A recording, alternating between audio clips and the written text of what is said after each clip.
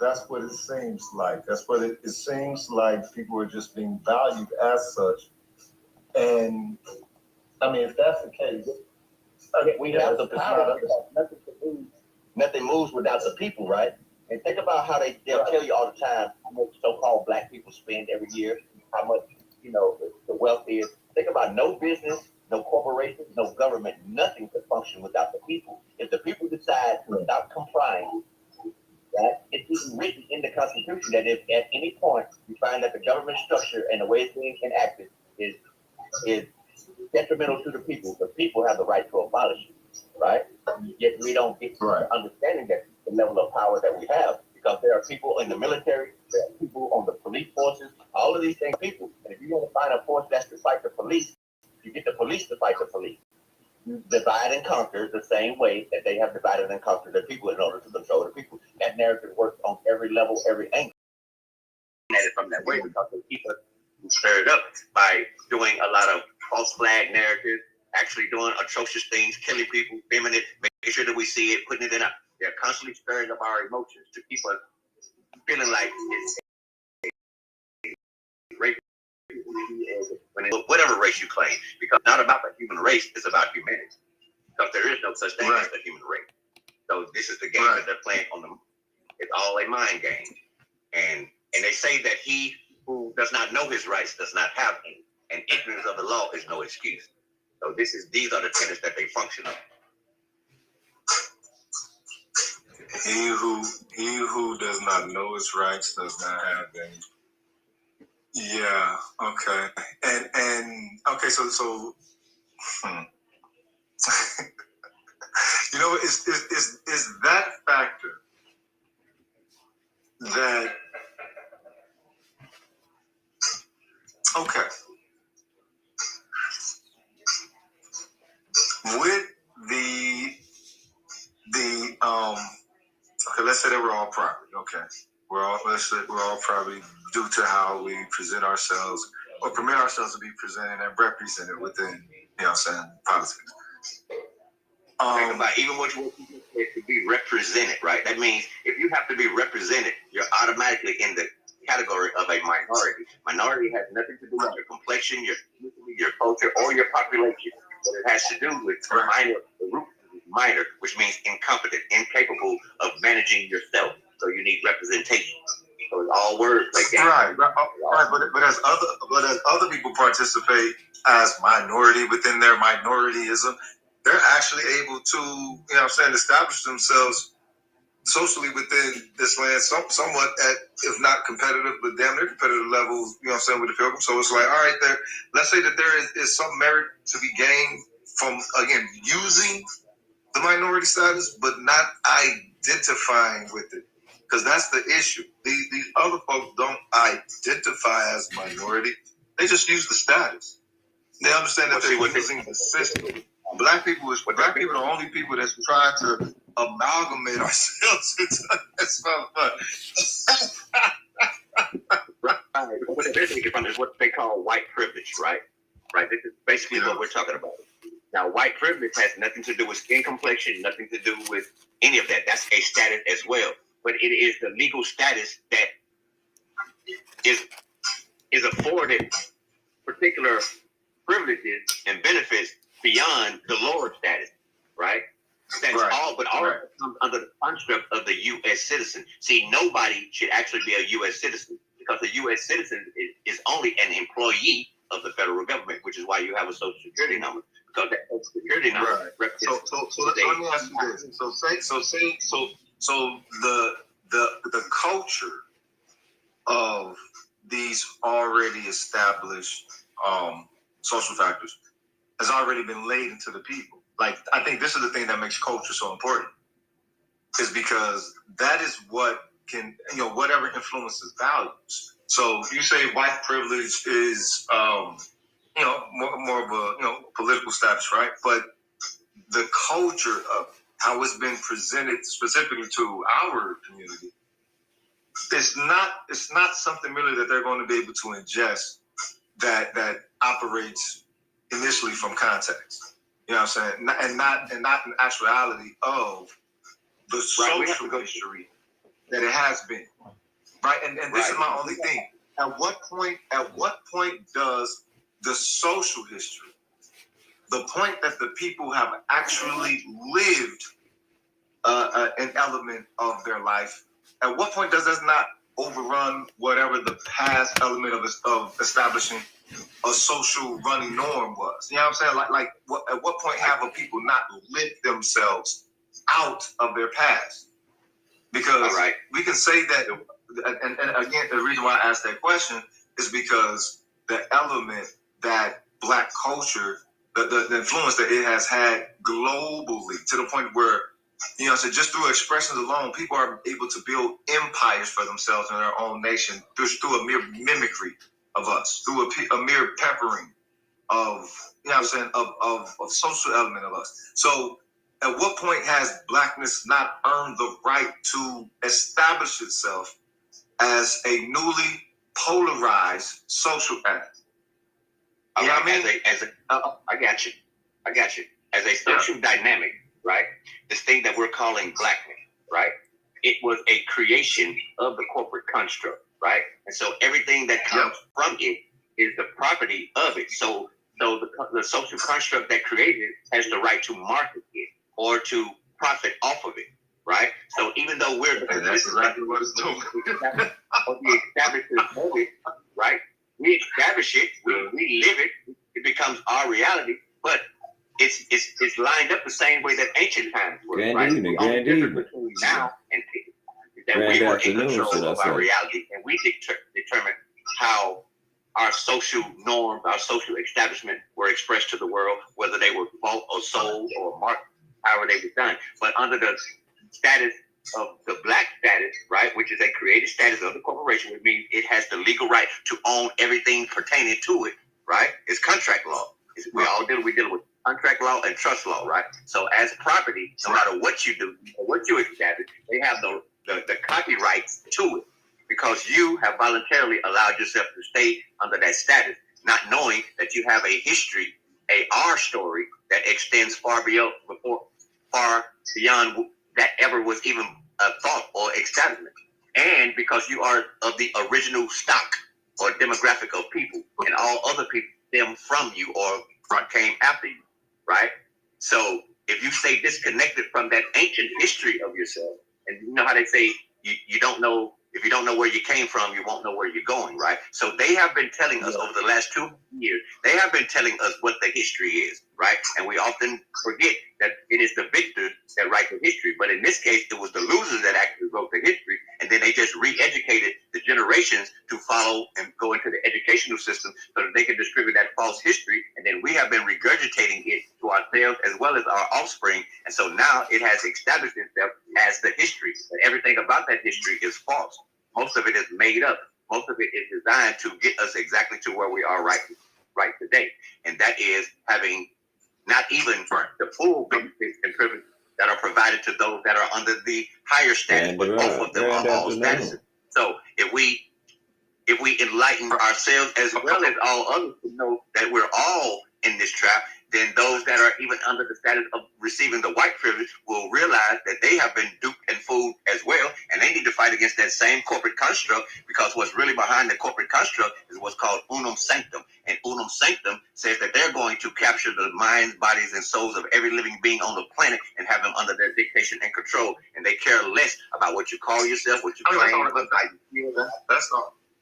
That's already happened, man. That's already happened as far as it goes with how people permit themselves to be the characters and value be shifted just merely through social media alone, right? So if you think about it, that's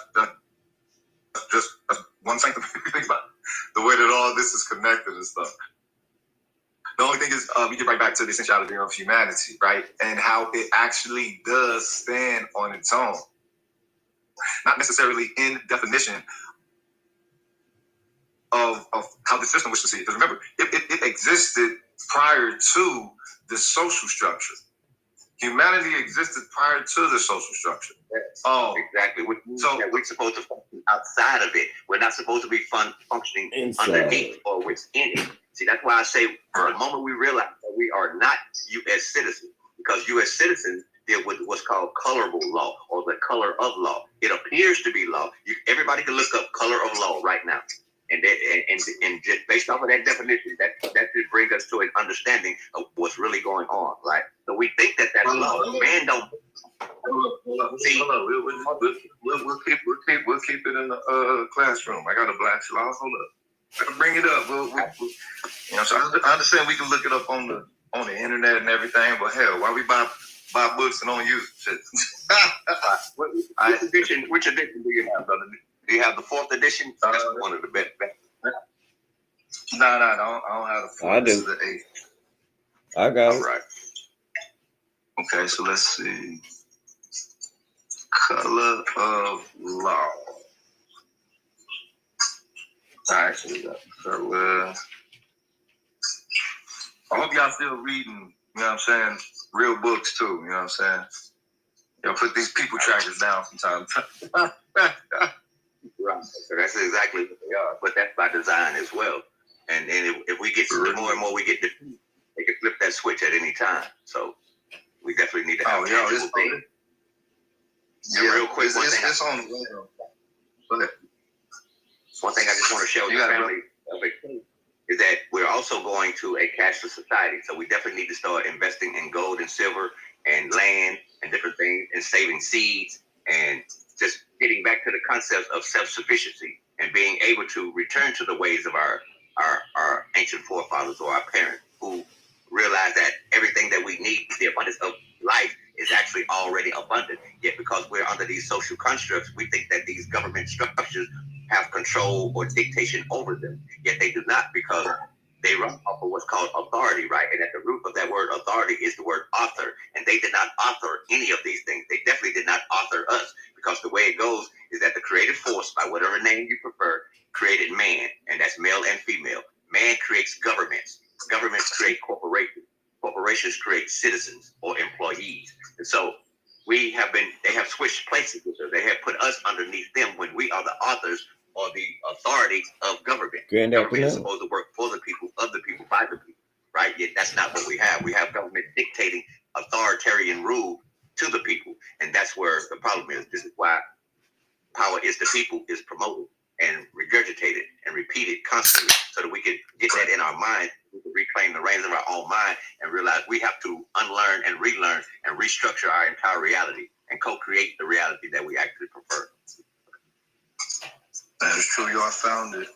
Let's see. All right. Color of law. The appearance or semblance without the substance of a legal right. The term. Think about that. Usually. Yeah, without the substance of a legal right. Right. So,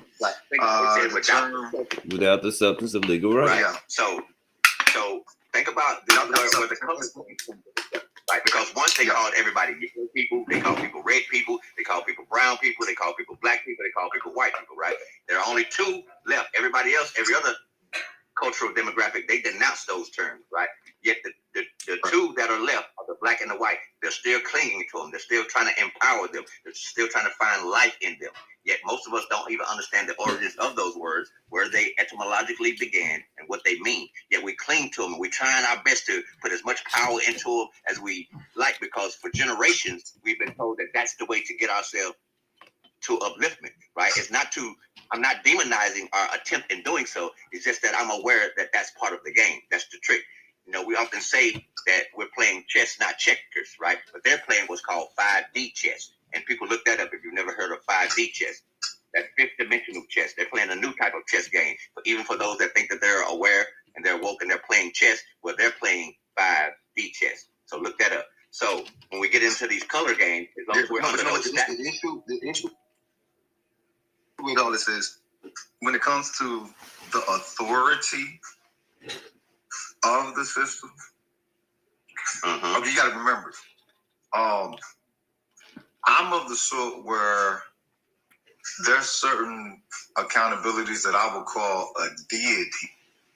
If you don't have Black's Law Dictionary, go get it. If you can read. Okay.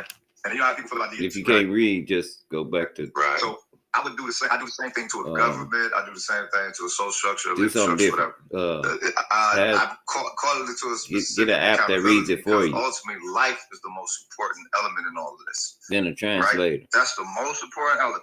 Life, right? Now, if this structure can set up life to be valued outside of it, well, into whatever it wants to, simply because it puts words in a specific form that makes, I guess meaning only in its structure or whatever. It's kind of hard for me to wish to include involving it in the solution process. You know what I mean? Right. Let's look into the value. Right. We're talking about value systems, right? And the power of words, because the value of something. Hold on, before we get to that, hold up. Let's somebody else try to come up here, and let's see if we can clear this out. Because I want to see if maybe somebody can come up and I'll pass the star, and maybe that'll reset the whole system. I'll back out. Y'all still keep going, and we won't lose the whole stream. But this is weird that it's just locked on you like this. So please, somebody try to hit it. Let's see if we can try this experiment, and we'll get back into it. Let me get up there and help my homeboy roll his son. What's up? Somebody try to come up. What it is? Has it started breaking up, brother? Well, you was kind of breaking up here and there, but I don't know if that was my phone or if that was your connection. TV. Bring up Chris. I got it. All right. Okay, we got the messages back. All right, there we go. All right, this looks better now. Is it normal? You need to back out and come back in. There we go. Make an admin. Clear up for your brothers. It cleared up a little bit, but did you get your star yet? No. Yo, you ain't got your star yet? Hold up, I just got it to you. Hold up. Make an admin. There it is. Yeah, I never be able to move. Boom. I'm finna back out because I still don't see my mouth moving. So, you know what I'm saying? I'll be right back. All right. Good rising, Dr. Baker. Honest to you, my brother. Honest to you, bro, Chris. Islam, power up. Power up. Islam, more. What was the first city? Check. Are you back, You brother? back. And you came back as well. Yeah. So you Appreciate that, Chris. A lot clearer. You good. I'm jumping back. No, please do. Stay up, fam. Oh, stay up. All right. Chop it up, you guys. Bet. Yeah. So we left off on I keep it real. I got in my feelings. So perhaps I'll stick it subjectively, but the whole thing of how humanity the definition of it can be toyed with if the system wishes to. And you know what I mean? And I don't know. The thing is, what is worthy within the system for me to deem work with them? You know what I mean? Like, because it's not just what's effective. I don't want to, because this is one of the issues that I have with starting to do, some more studies with back in the past. And, from the neighborhood, Snooze Kicker Roach. Now, of course, and we're going to be getting into a little bit of a thought element, right? Something hit me the other day, having a couple of conversations as people do these days, I'm listening to the breakdown, and shout out to Sister Concrete Rose and Sister George. They asked a question, and it's a question that a lot of Black people present.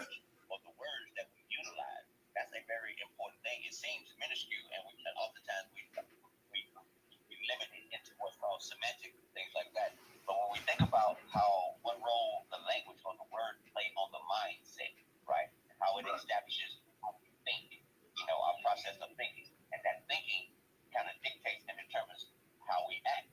So it's all a domino effect. So the language or the words and the principles that we stand on is very important. You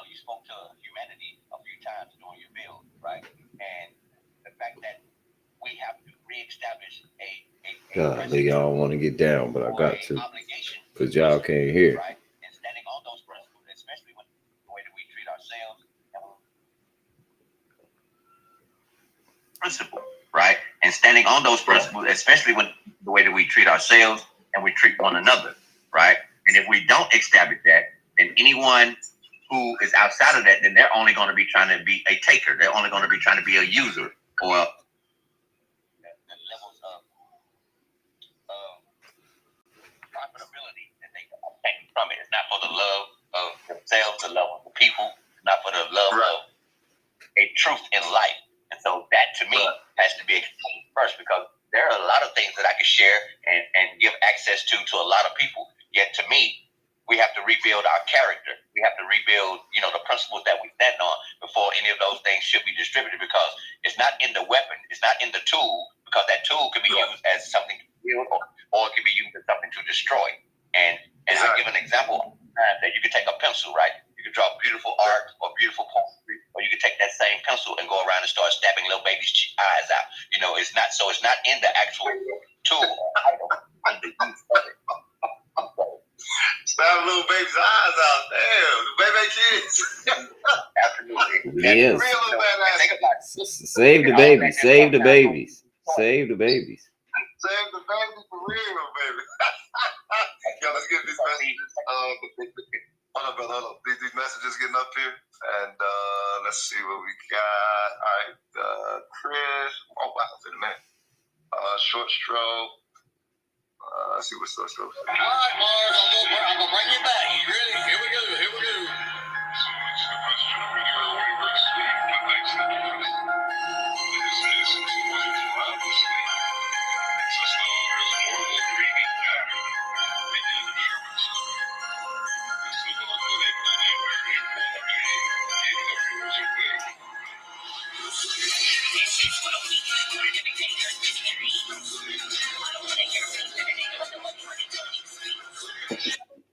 All right. Next time you play something, try to get a better sound system or something, yo.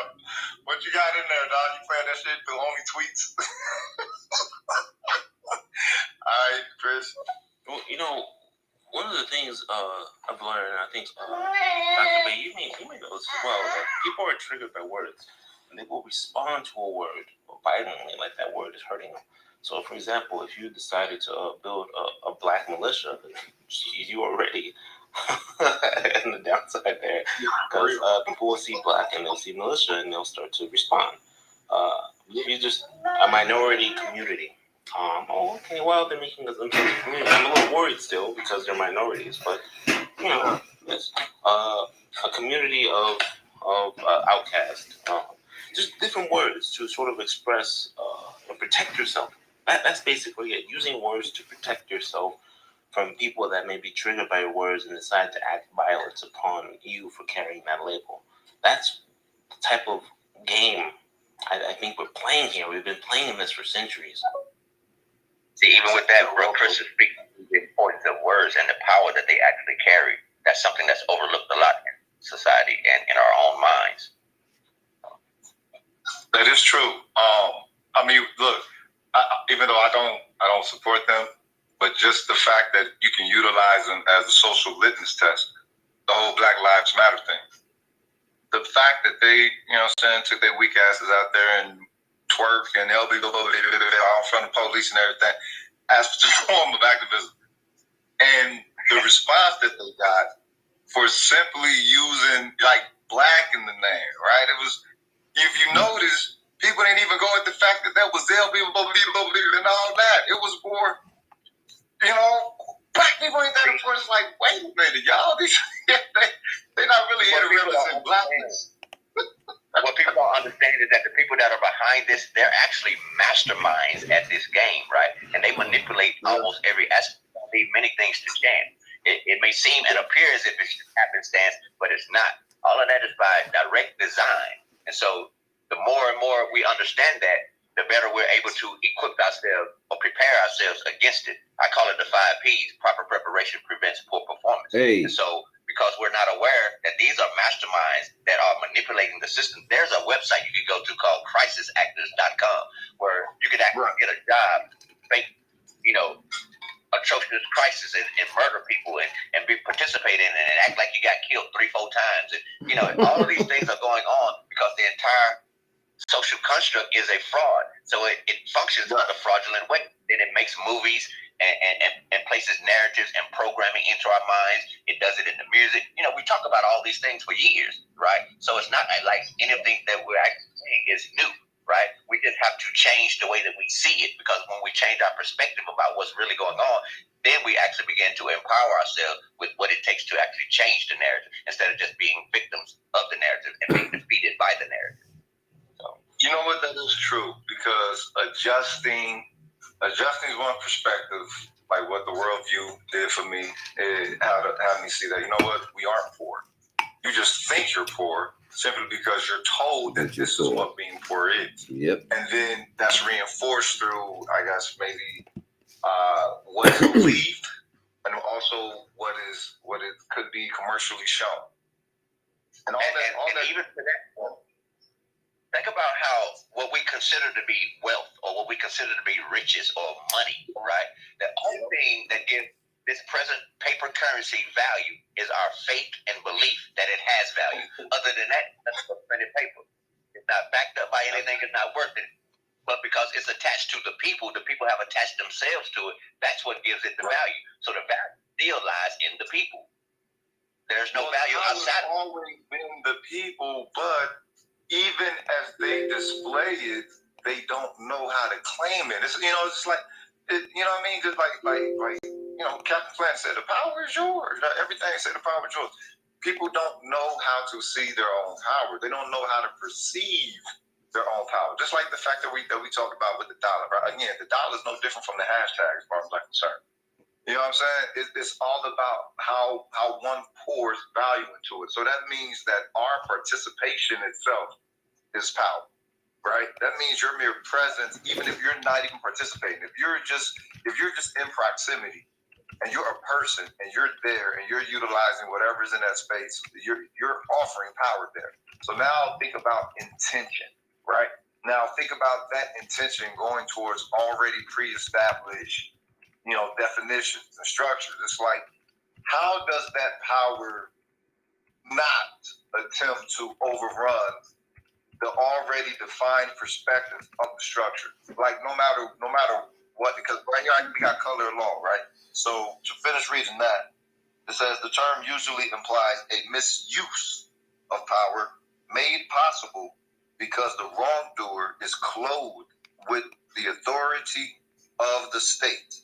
State action is synonymous with color of state law in the context of federal civil rights statutes or criminal law. So let's say the misuse of power made possible because of the wrongdoer is clothed in the authority of the state, right? So getting back to the whole law enforcement thing, they're clothed in the authority of the state, but they're not just police officers. Let me finish. They're not just police officers who happen to be black within skin color, because the reason why the state selects them to be a police officer is through some other implied value ethic that comes along attached to the skin color. And that is right. And that makes the so that makes the skin color symbolic of something of more sustenance, right? So that means that they actually are participating, misrepresenting themselves. Just the fact of being a black police officer that is not attached to a black ethic of social engagement and value with this country. So that means that black actually has kind of developed and grown its own roots of becoming, I guess, more of a substance-based social class. It's just that we ain't tapping into it. Everybody else is. Right. Here's how that works. See what they're clothed in, and it's interesting you use the word clothed, right? Because that is part of the symbolic science of it, right? Because it's called the code blue, and they're clothed in blue because what they're representing representing is what's called maritime law, which is the blue sea, the water, the laws of the sea, admiralty law, right? So that's why they have the clothing in blue. And the only elected officials on the land that are law enforcers are the sheriffs or the sheriffs, right? And they're clothed in earth tone colors, right? Because they're representative of all of the land, or, you know, they stand on constitutional law. So there's a difference there. Right. So once we understand that these are jobs, this is why they say, well, I'm just doing my job, right? A job is simply a act of employment that will keep you just over broke. It's designed, it's J-O-B, a job. That's what job actually stems from. That's why you need every paycheck you get, because all of the people are voluntarily applying with application. So they're voluntarily contracting to be just over broke. See, all these things, they're not just words. None of this is just words. That's why everything is written in some type of form of an act. Everything is written in some type of form of legislation, because these are all contracts. The entire society runs off of contract law and statutory law under the guise of trust law, things like that. So all of that is what they call black and white, right? This is why these terms still hold relevance, because black and white deals with contracts, right? Because that's what contracts are written in, right? And so once we understand the language, right? This is why they speak a language in the legal system called legalese, because we don't understand the language, right? And if they could, it's sort of like you being in a crowd of people and they're speaking a foreign language. You have no clue, no idea what's being said, right? But all you can gauge by is what they tell you that they're doing. So you don't know for yourself, and you don't have any way of studying it because you don't understand the language that they're speaking. This people have to get back in the civics. When you have a certain level of intelligence and you go to a place where that isn't part of the culture of society, you're just speaking regular English, although, you know what I'm saying, albeit somewhat refined or whatever, but it's just English, you know what I'm saying? And yeah, a language is a language. Let's get these other ones. Let's see, Chris, and then Mr. Eagles Fly. Sending a message right now. They have about my last message. Oh, okay, respect. Mr. Eagle, peace and blessings, power up. I made to the more. My guy Rogish. Shout out to having a conversation. I'm passing through. I gotta get some rest. I want to shout out to my guys. Salute to y'all doing a good work. What up, though? What up? What up, my brother? Honest to you, my guy. Honest to you. So, and so what you were saying, like you said that you adopted a ideology dealing with the Crips, right? Let's look at that dynamic from the street level, right? Like, you know, you got the cuz, blood, people, folk, right? Now, if you think about that, the dynamic of that all seems to be versus or anti. But when you really think about it, if somebody's your cousin, right, that's saying that they're your family. If your people, that's saying your family. If somebody's that's saying that they're your family. We got played against each other with the divide and conquer narrative on so many different levels, right? And then we went deeper in and we got twisted up into the color scheme dynamic, right? Because, you know, I early on in life was engulfed into that world as well. You know, I was BGD, and then it became GD, and then all of that. So I understand it from many different levels, and I understand how we were played. So we have to start taking accountability and responsibility to that. No one is going to actually come and save you. It's not designed that way. In fact, even if you're very spiritual, very religious, right, and you think that your prayers inspire God to work for you, God doesn't work for you. That's arrogant. That's obnoxious. God works through you, which means that God is not lacking. God is waiting on you to position yourself and to act on it, if that's a dynamic that you understand. And if you understand it from a spiritual perspective or a universal perspective, it all works the same. They're all different schools of thought that are all actually saying the same thing. So. Yeah. Well, they're definitely saying the same thing. They're of one source, so that makes sense. But the fact that how people tap into them in ways that profit primarily the private sector and not themselves. You know what I'm saying? Like I used to go real hard on people with the whole religion thing, because it's, I mean, you know, I get a little bit bitter because, you know, the way people believe. It's like, all right, it's supposed to make you a better person that one can see without you, you know what I'm saying, attempting to show or having to speak upon, right? Because there's a certain, you know, anything that involves the element of using the science of righteousness, right? I think when it comes to, let's say, you know, okay, so I'm black, right? So Southern Baptist, you know, but black culture with religion is usually Southern Baptist. But within that same religion, they'll read that deity made everything, right? Made everything. And we'll say, well, you have to effort to have a relationship with it. If it made everything and it made you, and there's a little bit of it in everything, you know, only saying it being quite rudimentary, not to be, you know, it's an offense to anybody, just for the sake of, you know, keeping her influence smooth. How was there a disconnection of you from so-called it?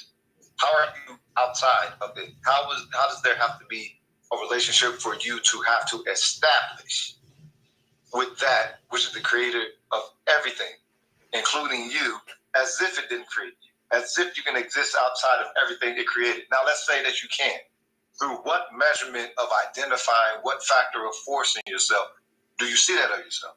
Right? That schism that happens, right? So that takes us right back to the epigenetic slave link, and it being not a desired perspective to operate off of, but one that was you know, we'll say social conditioning, a traumatic, albeit a traumatic social conditioning, but social conditioning period. Now that has become their reality. No matter what it is, it was defined and established in its, you know what I'm saying, in its initial presentation.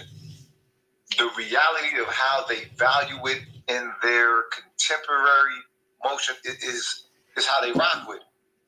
And okay, and so that becomes the culture. That becomes the solidified reality of it, no matter what society is established, however it is, despite whatever foundational rules that it may be, you know what I'm saying, the antithesis of. Right? You're speaking to, no matter what started it, why it started it, how it was put into play, we're still dealing with a certain type of reality today. Right now, today, there's a certain type of reality that we're dealing with. So how do we address that? How do we correct that? How do we actually begin to renew or to create a new, you know, aspect or new reality? Can I ask him a couple questions, Dr. Bay? I just want to ask you 2 questions real fast, Roger Sean. They real fast questions. In order for anything to need the air to exist, you would also assume that the air is inside of it and outside of it, right? Yeah, definitely. But if I choose not to call that air and I call that water, because I've given the ability to have choice, and that'll never be taken from me, would you also agree that me calling it water might be falsified? Yeah. But that's where you that's where you unless get you're a water being. yeah, exactly. Like a water being. Yeah, because that what's in the water is not also in the water, but the water is also in it, right? Like a fish. Right. So so when we do distinct that there is water and air, there are two deals. The thing about the fish, he don't get to choose not to call the water water. Right. You get where I'm coming from with that? So when we talk about the infinite or the creator that created all, he also created the fact that he's not going to ever make us believe anything. We get to choose. Right. But we're not speaking of an element of belief. We're really speaking of an element of that which forms values that makes people, you know what I'm saying, I guess that motivates people Well, to be dynamic. we all right? have we all have So- the same value, because it's the important thing is I can't be Rogue's son. I have to be Chris. So I have to be my own puzzle piece, and that's where your value is. Everybody's value is the same. It's just we've been told how to value people. Right. Okay, so but in the element of how one value themselves within the context of the broadcast, right? As far as black police officers operating as a minority black and not a community black, right? Because they're not selected just there to be a minority, are they? No. They're there to select it to be an actual representative of the black community, not just any random, you know what I'm saying, non-colored Negro, you know what I'm saying, from whatever. So that means that the blackness itself holds a distinctive property. Well, And I wouldn't say. if it seems that. Well, see, I would beg to differ. If I came from a black community that didn't raise children that did that, I wouldn't say that's the black community. So what do we call them if they're called to represent the black community, but that's not how we were raised? What do we call that? Right. Oh, you call that gangsterism? Shit. What do you mean? What do you call that?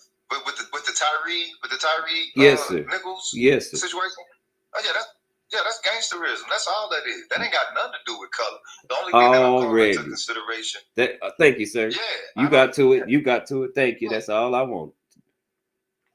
Oh no, they police as far as I'm concerned. I don't give a damn what their color is. It's just that what the system is presenting them as within the social class status of their blackness. The fact that they operate, you know, within, because you never really saw no black police do that. You know what I'm saying? And you wouldn't think that they would take it to such a degree. You know what I'm saying? To the point to where when you know, again, we were a fly on the wall. We weren't supposed to see that. When you saw what happened afterwards, it was the exact same type of energy that happened when the Pilgrims do. And the camera be there, and it's like, oops, you know, we didn't know you were going to see us killing this nigga, whatever. You know what I mean? So if they're there to operate as black police officers, then that means they're there to operate in short, somewhat in capacity of representative of the black community, not just of a black citizen within the nation, a particular element of black citizen, because we already know the relations are strained. And it always comes up, the relationship between law enforcement and the black community, right? So, okay, so what is jarring that relationship? How usually it's a power dynamic, right? Okay, let's say they overdoing it in the law enforcement department. Why? Because they don't have to know certain aspects of their job that we quiz them on all the time. Like, they don't need to know law. I mean, I hate to break it to people like that, but there's really no need for them to know the law, because they're policy holders. See, the thing is, the policy already been written, and all they are is they're slave catchers to the policy that's been written. I can dig it, but if they set up some element of correction in their system that say, well, if this happened in this social circumstance, we will elicit this amount of force, this amount of funds, or whatever, so that, you know what I'm saying, it's corrected. They have that there. They purport to do that. It shows that when it comes to other people in society, they do it. These people ain't here operating in whatever, you know what I'm saying, their national social status actually is. They got that same bullshit American hyphen that niggas got, you know what I'm saying? Whatever American, blank American, whatever. And they ain't befalling the same shit that's befalling us. So it's like, all right, you know what I mean? The shit start to feel like an okie doke after a little bit. And remember, it should though, because the jig is up. We're talking law enforcement. So anytime law enforcement get out of pocket, and this is just law enforcement, period, not white law enforcement, not law enforcement established by motherfucking white supremacy or nothing, in any type nation. Yes. Social protectors is supposed to be yielding a service to the public. That's the misconception. But that's the misconception, because it is gangsterism. Yes. Let me chime in, family. Yes, it is. It really is. Let Dr. Bay tell you. The thing that's misunderstood when it comes to police officers, right? Because what they're doing, what their job is is not to enforce law, right? Their job is to enforce policy. They're policy enforcers, right? This is where the word police stems from. They're policy enforcers, right? I get it, but I want y'all to focus on what other people focus on. They focus on the storefront, right? So what you do to the people is get them to understand that they can't that they're calling a storefront into an accountability, and that they're interacting with the storefront. But you can only do that when they can't hold up to the scrutiny. Right. This is what I'm getting to, brother. I'm getting there because what I found, because I have conversations with many police officers in many different cities, many different states, because I contend that the greatest force that can be used to combat that fraudulent force is the police themselves, right? So we spoke on that earlier, right? So what's missing that most of the policy enforcers do not even know the origin or the nature of the policies that they're enforcing, right? They're just acting off of the academy trainings and what their superiors are telling them, right? But if they actually knew the extent of the policies and what actual laws that they're supposed to be representing, because most of them think that they're public servants as far as supposed to protect and serve the public, but that's not their job. In fact, the Supreme Court has ruled that they have no obligation to protect any citizen in the public, right? That is not their job. Yet most of them go into that profession thinking that that's what their job is, and then they later find out that they have to act in accordance in this way, and if they become the minority as a minority within the minority of being those that actually care about people or care about their job, then they're ostracized, they're demonized, right? And so the majority rule in that type of scenario.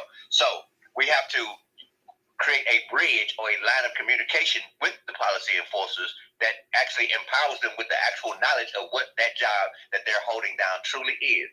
And as well, we have to empower the so-called citizens with the knowledge of civics and understand that if they don't know the law, the actual law, right, and they only know what the legal agents tell them the law is, then they'll always be victims of that. Because remember earlier we said if you don't know your rights, then you literally have none. That's how the legal system ran. Including human rights. Right. None of that exists. They don't deal with rights. Okay. They don't deal with rights because rights are attached to the law.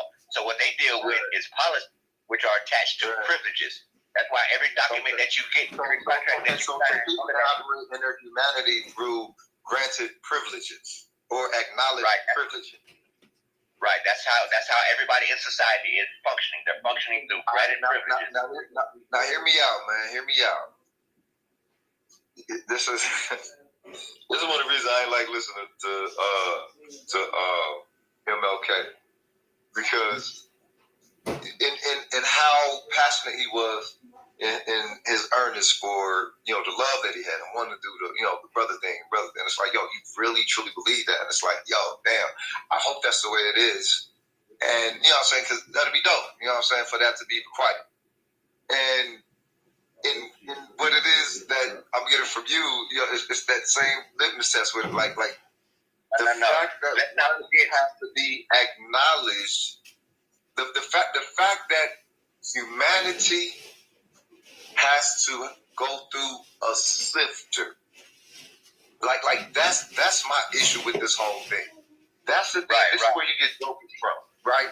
This is where you get jokers from. This is where you get those who will be like, all right, well, okay, these are laws, these are policies. I already understand how they are. Bring me your policy and lawmakers. Let's see if this will get you to change it. I'm not, you know what I'm saying? I'm at the point where I am now.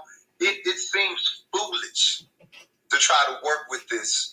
It seems foolish and dishonorable to try to work with these standards in the way that the foundation was set hundreds of years ago, right? It feels almost insulting because it's like, wait a minute.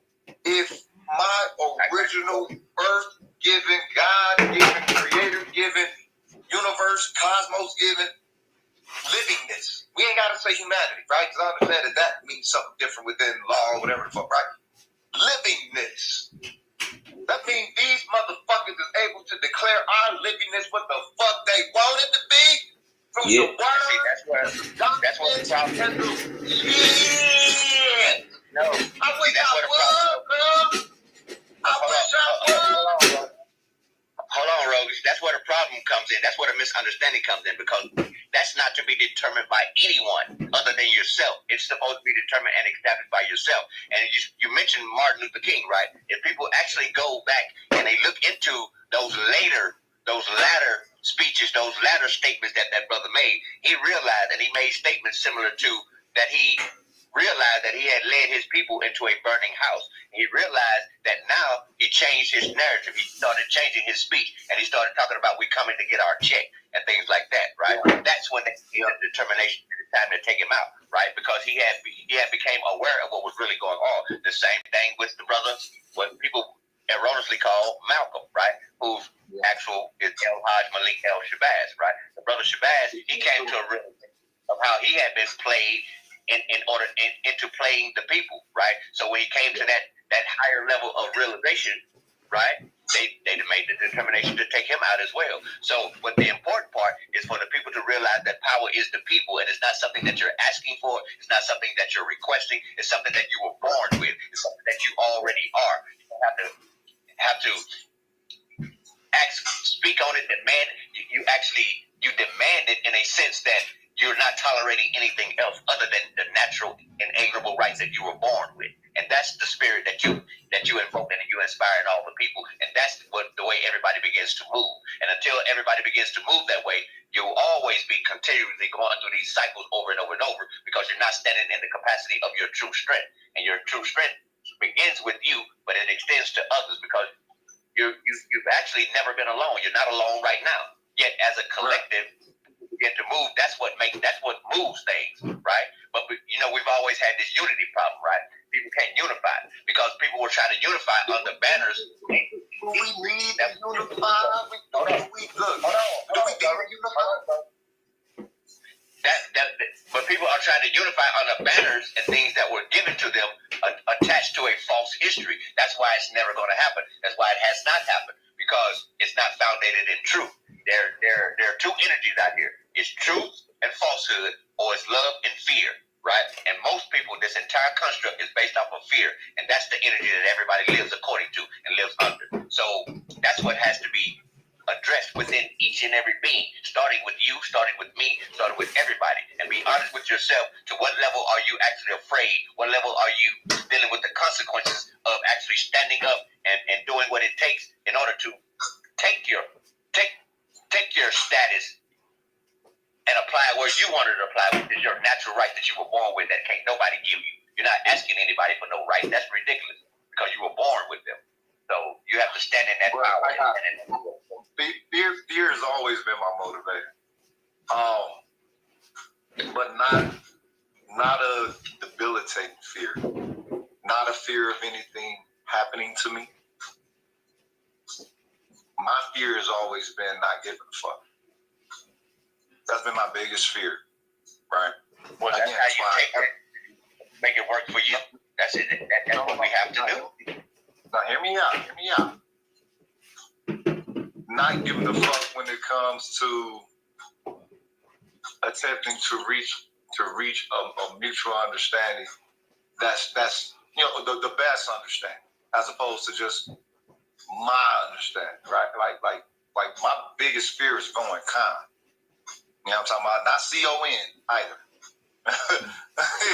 that's been my biggest fear since I was a child. Because the very first thing, I ain't gonna lie to you, the very first thing that came to my mind when it came to really understanding socially the level of adversary that we're engaging, just simply being us, I was like, all right, fuck it, kill them all.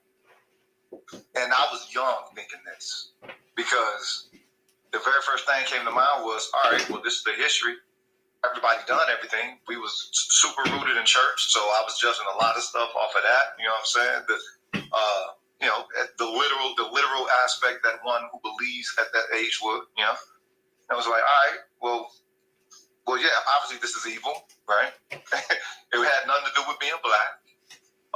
Again, from North Tulsa, Oklahoma. You know, so I learned about the Indians first, so-called, before I learned about us. And right when I learned about the Indians, I'm like, oh, well, fuck it, yeah, kill all of them. Wait a minute, what we waiting on? Look what they did to them. And we the one that's complaining now in the 80s and shit, being crackhead. Oh shit! Oh, this is, you know what I'm saying. So my biggest fear has always been not desiring to play the game anymore. The way that all the black people that I talk to try to continue to persuade me to play the game through my entire life. And the very first thing that I'm thinking of is the most human thing that I can think of. It has nothing to do with hate. It has nothing even to do with it being associated with blackness, right?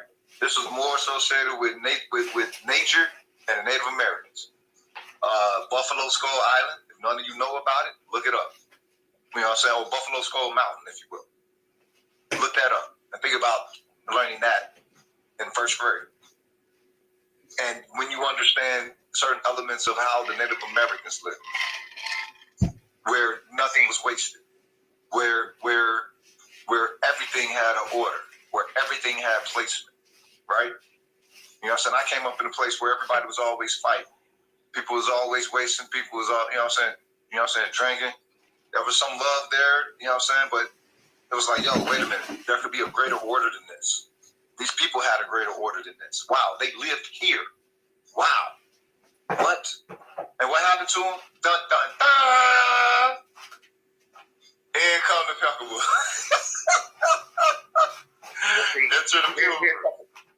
Here's something I want to speak to that, brother. You know, we were talking about the misclassification, right? And being misclassified as that misnomer black, right? The first misclassification that was applied to our people is Indian. We are those actual Indians. We are actually indigenous to this land. They stripped that completely out of their history, because if we ever, as a collective of people, realize that this is actually our land, that we were not brought here, that this is actually our land, that changes the dynamic, that in and of itself. Because now we realize that they took us through blood. You're not going to be in this legislature. No. Let me get to that, because see, this is how the divide and conquer was established. Because see, no nation is destroyed from the outside without first being destroyed from the inside, right? So they use these misnomers and this misclassification to create and expand the greater divide that was already going on, right? So we were warring with ourselves first, right here in this lane, right? This is what gave them. That's what it means to have, you know what I'm saying, tribal issues. You got intertribal issues and outer tribal issues, and usually the outer tribal issues is friction with other tribes. Every place in this world had that. Right. This is what happened. This is why everything that we was talking about today, this is why it was able to be put into effect and actually have relevance, because that is what was exploited. That divide that was going on was exploited. And so we literally destroyed ourselves down to minuscule power, right? Before any of the other elements were able to even step in. But with us realizing alone that this is our land, this is the indigenous land of the original people and all of their descendants, right? Even those people that they put in Hollywood and tell you are the so-called Indians, and those that were attached to the Dolls Road, it still all comes back to us, because they were all extensions of us, of the original people. So that is a very important aspect that's missing out of their history, our history, and the entire story. And once we really begin to tap into things like that, that begins to change the game and begins to change that mindset that we were talking about that's necessary in order to. Okay, but that is a history that is well past the blinking that is our participation in blackness, right? Now, if they're scared to go back to that short ass history that is black, right? It's short. I will admit that. You know what I'm saying? What, 500 years at the most of it, right? Cool. 100 years. Only 100 years. So, actually, I'll send you a link that tells you the guy that actually established it and put it in play. They kept records of it. It's still on the records. But go ahead. Okay, well, that's even shorter. Okay, well, 100 years, right? Even shorter, right? But jam-packed with life placed within it. You know what I'm saying? Substance, right? Yes, it has its flaws, right? It has this, you know, dare we say dark times in history, right? if black people can't go that far back, that short amount of time, what makes you think they're going to go back, you know, a couple of thousand years and really try to invest themselves of that which established the social bonds of those cultures, right? That little light solutions that people bring forth now in this contemporary day and time, if it's not peppered with the right amount of popular culturism, or, you know what I'm saying, something that's multicultural, involved to where it don't feel like it's inadvertently hating other people or something like that, black people can't rock with it. So it's like,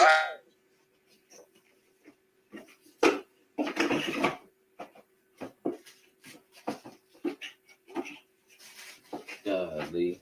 Oh, he kicked me.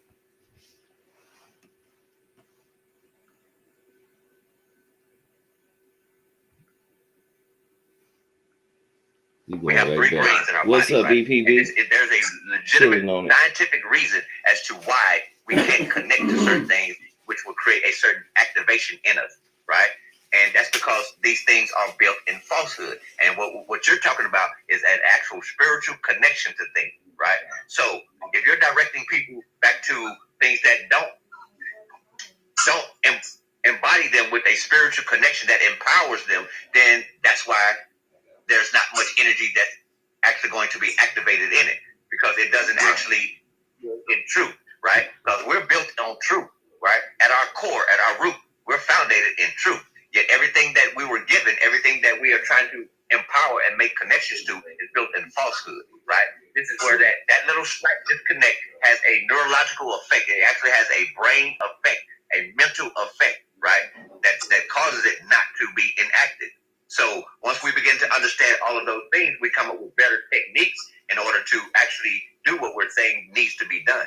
And it will not be done if we're not willing to accept certain things. And most of that deals with our ego, which deals with that fear-based thing that you were talking about, that you utilize for a particular purpose, right? That ego tells you that I cannot accept that I have been lied to do and none of these things. So what I'm going to do, my ego is going to tell me that I must find a way to empower that which I have been told, because I could not have been wrong all this time. I cannot have been played all this time. There's no way I was being, I have been played into playing myself and playing others, and even my children, offspring. There's no way. So that's a major level of your personality, your persona that we have to build and dig through. This is why we have to be willing to reclaim the reins of our own mind. Because if you can't accept that you have been played, lied to, deceived, then you're not going to do it. This is why we don't connect to that short history you were speaking of. This is why we don't connect to, any ancient history that we're speaking of, because they have literally claimed the reins of our mind. So we have to be willing to accept that none of what we conceive as our actual mindset is not actually our mindset. Most of us have never had a pure, genuine thought of our own. We're regurgitating the thought of what we were told to. We've never learned how to process thoughts and generate thoughts for ourselves. We're regurgitating thoughts of what we were told what to think. So that's the why. That makes sense. Yo, we got a message came in. Respect. Everybody still rocking with us. Lady Bomber, what it do? Grand afternoon to the gentleman on the panel. Mr. Rogish Son, grand afternoon. Mr. Dr. Bay, grand afternoon. Also, grand afternoon to all the ladies and gentlemen inside the chamber. Regarding the word ego, and I've heard this said, and I'll impart it here in this chamber. Ego is edging God out. Once again, ego, edging God out. I'll let you sit with that for a few minutes. Is it possible? I don't look. This is the thing, y'all. Whatever is the force that created existence, to me, it already is an all be all without it having to explain anything to us, right? Because look at how vast existence is. All right, and we created, as within, so without, as above, so below, right? We've created ourselves. We've created something from nothing, and if you ain't, you got issues. If you ain't dove into your own personal artistry and just try to do something and pull it from within, you're crazy, because you have to be able to dive into creation. Now, it works the same way. Now, think about the scale of the creation of this reality, this existence, as vast as we know it to be, and we know we don't know, what, 1% of it. You know what I mean? It's like, all right, I'm not going to speak upon that. I'm not going to speak upon that as if I can actually be away from it, as if it can be away, as if there is a context of even away from such a concept. I mean, just the fact that the dimensions that people give the ability and the span of creation, it's like, all right, what can be the detachment from such a force? That's Right. all. So this is what I personally. I ain't even a believer, and this is how I see this. Let me speak to it, brother. This is what I learned personally along my travels, right? And I have often repeated this. There are 3 words that became very important to me to allow me to continually be willing to expand my awareness. And those 3 words were I don't know, right? So ultimately, when we're talking about the source of all that is, right? Irregardless of what names we apply to it, because to me, the names have to be secondary to the actual source itself, right? And in science, they say that vibration, frequency, and sound are the building blocks of matter or everything in the material world. Yet the source of all things would have to precede that as well, right? So those are the things that are uncomprehendable with a finite mind. So we have to tap more and more into the infinite aspect of our mind. So we're talking about source, right? We're talking about an aspect of that is this thing you were speaking of earlier called life, right? That's the essence of who we are, right? So that makes us co-creators of our reality. Co-creators, like we actually create things throughout. Most of the things that we utilize today are the result of the creations of man, right? So man has the ability, the aspect of source locked within him, to co-create different things in his reality, right? So we're still an extension or a unique aspect of that one source that all life forms, all aspects of allness actually exist within. So everything is within all. That's why I talk about wholeness and balance and seeking a balance of that. The balance aspect of it is to find your way to the center of the circle of life and everything that exists, so that you'll have equal access to every potential, everything that is potentially capable or possible, right? Which also taps you into. You're happening to see the connections. So the thing is, once you see the connections, then you realize this is why the whole I am that I am. You know, it's not, there's no I to your own self. It's always an I to the all, because there is no such thing as a disconnection. Everything is connected. Absolutely. You can see that. We're not speaking adverse to one another. We're speaking in collaboration. Not at all. I'm saying though, within the religions, you can see that within how they speak of the elements. They speak of the elements in the same cosmic properties that everybody else speaks of. And that shows you that, all right, well, I mean, you know, apply a name. I don't know. To me, I think that's egotistical as fuck. I really do. Right. I think that we have to realize that whether you say God, Allah, Yahweh, Adonai, Christos, any of the aspects that you use, they're all secondary, and they're all actually making a reference to the same source that is an unnameable source, because any name applied would have to be secondary, because the source of all things would have had to come before any vibration, sound, or frequency, therefore any word, right? So the thing is, how the hell could the name come from us, of all beings in existence, to He usually didn't have a name. He used to have a sound, because they found it very disrespectful to name something that was here before names existed. Does that make sense, Rogi son? Okay, so understanding our humanity place of understanding that we're engaging with possibilities of an objective, not an absolute, right? So that in and of itself, that right there in of itself shows that there should be an already established element of culture within humanity of how to respect one's God. You know what I mean? Because I don't think everybody that speaks on having any element of that in religion, to me, it don't seem as if they actually respect the deity that they try to tell you about. Because it's like, I mean, really? How magnanimous is this? It don't. You know what I mean? But right. Before we get to that, let's get this bubble. Let's get this bubble quick. Chris. He usually didn't have a name. He used to have a sound because they found it very disrespectful to name something that was here before names existed. Yeah. That makes sense. It does. Yeah, it does. That makes more sense to me because you speak of the harmony that already is. You know what I'm saying? Not just nature, but the state of reality itself.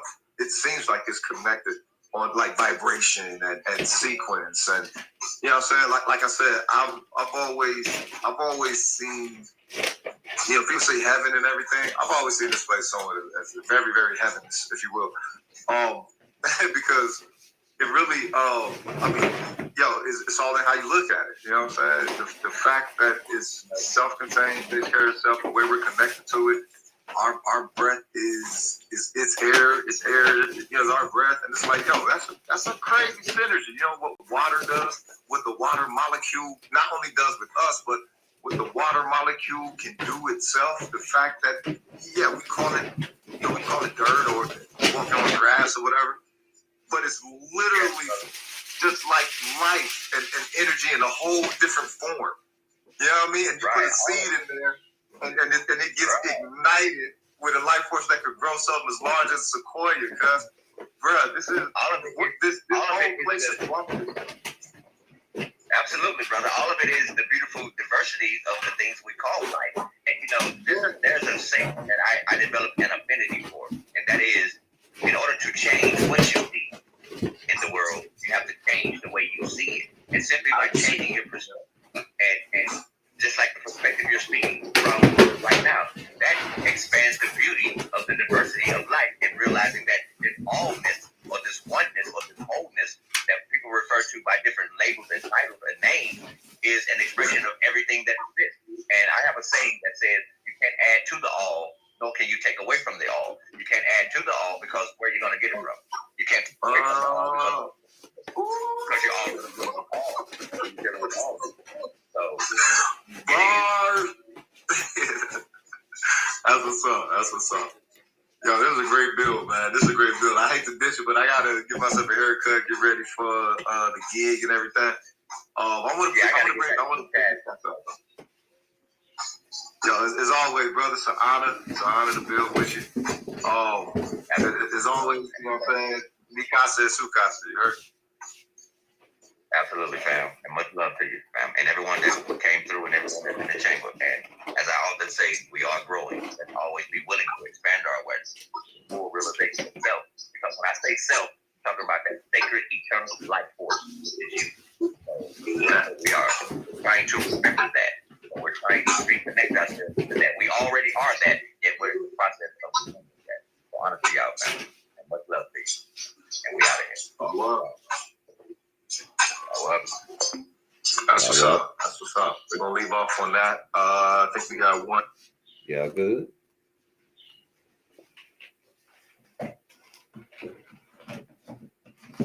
Everybody all right? That stuff might have been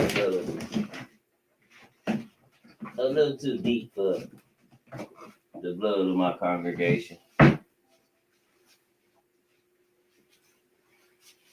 As my daughter plays PlayStation. PlayStation 5.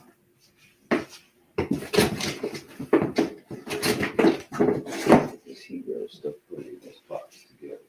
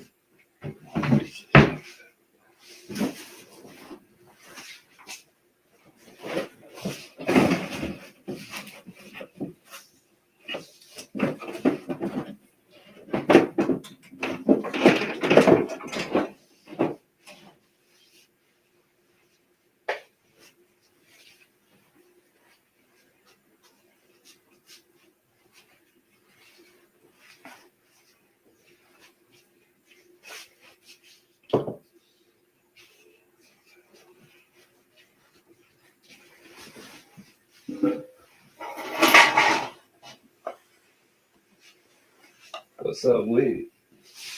Oh, I'm just cleaning up, ready to tighten up. These dominoes. Put these dominoes over here.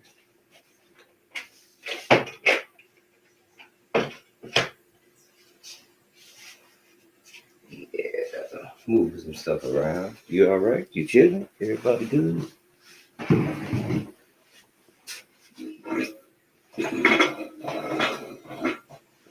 Everybody all right? We doing good today? I had to do something today, man. All these days not doing nothing. This sucks.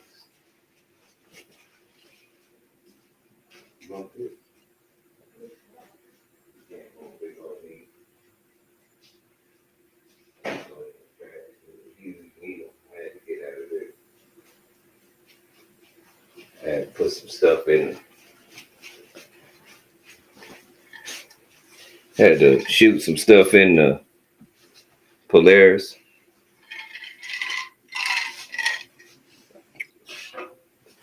Let me grab this laptop real fast and put it up.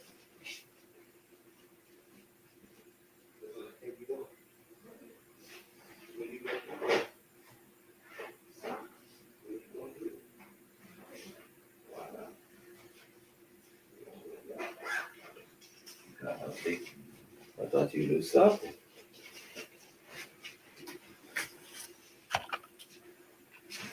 This might be the, I believe that's it.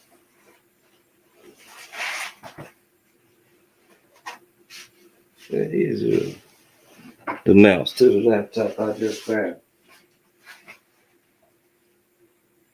I don't know if it'll still look like it. We'll see.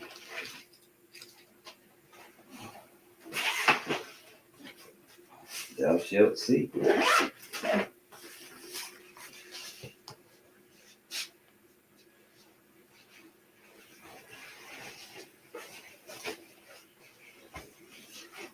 Thou shalt see.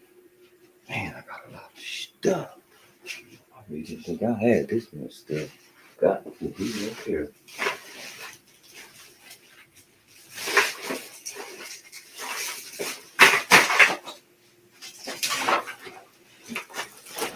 Got a lot of stuff.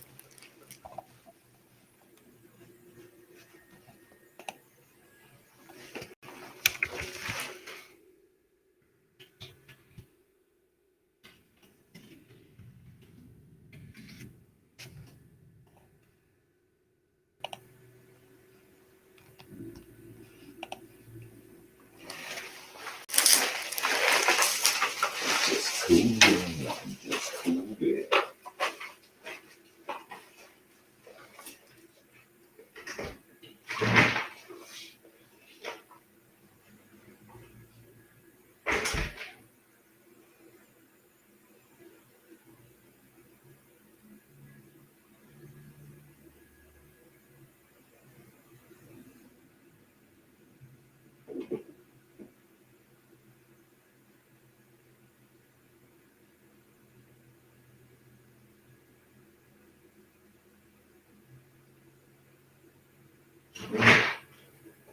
Hey, you see Mr. Charles tree?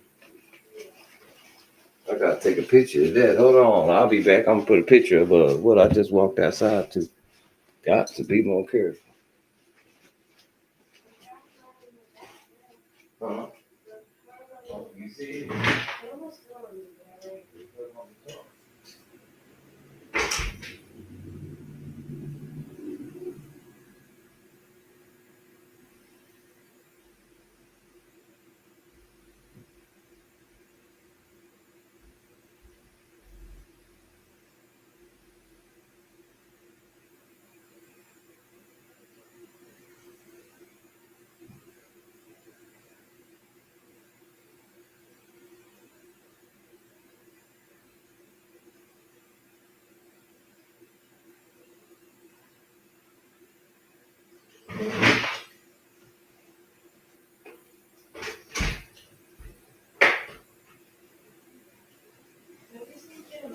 Mm-mm. Not yet.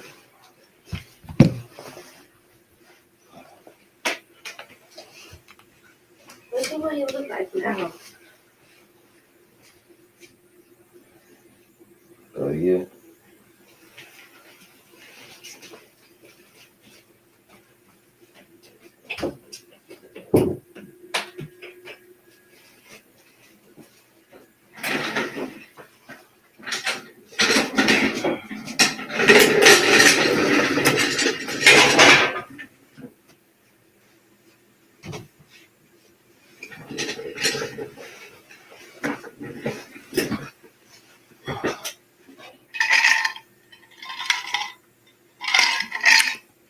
So yeah, let me post this picture to YouTube real fast. Golly.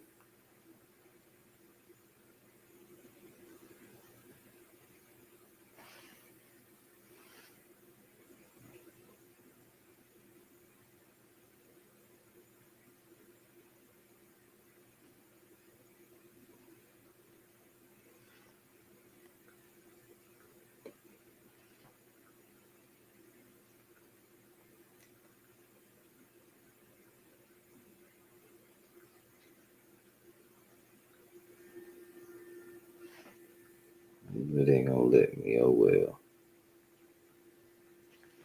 But yeah,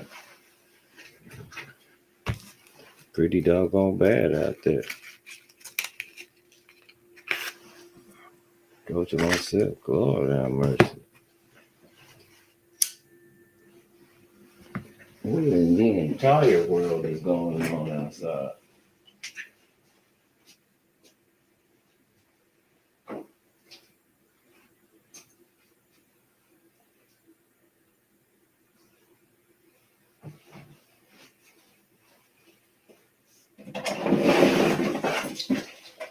Well,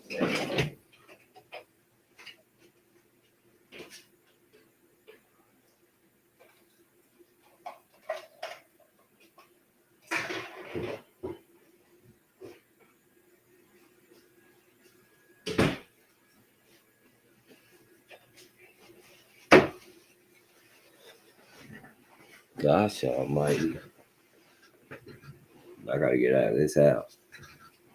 Now, these 3 days, they'll shot me down. I gotta do something